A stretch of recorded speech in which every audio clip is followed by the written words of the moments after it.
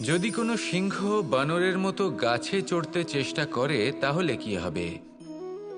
একটা মাছ যদি মাটিতে হাঁটতে চেষ্টা করে তাহলে কি হবে? তারা বিফলই হবে। কিন্তু এরকম কেন হয়?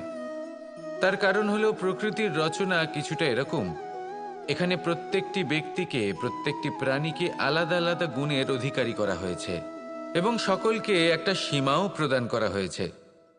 এবার এই যে বৃক্ষ, পশু, পাখি, এদের মধ্যে সেই ক্ষমতাই নেই যে এরা নিজেদের যাচাই করতে পারবে, নিজেদের সীমাগুলো বুঝতে পারবে, নিজেদের সদ্গুণগুলো চিনতে পারবে। এরা সেটা করতে পারবে না।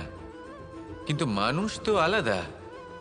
মানুষের কাছে সেই বিশেষ শক্তি আছে যে তারা পূর্ণরূপে নিজেদের যাচাই করতে পারবে, নিজেকে পূর্ণরূপে বুঝতে পারবে, নিজের দোষ, নিজের অপগুণ, নিজের সদ্গুণ, নিজেদের সীমাগুলো তারা বুঝতে পারবে। আর এটা অত্যন্ত গুরুত্বপূর্ণ।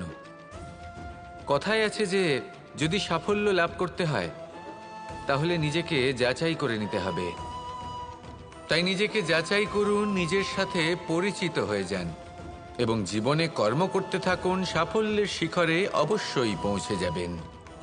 আর ওখানে যদি যান তাহলে এই মন প্রসন্ন হয়ে অবশ্যই বলবে, রাধা রাধা।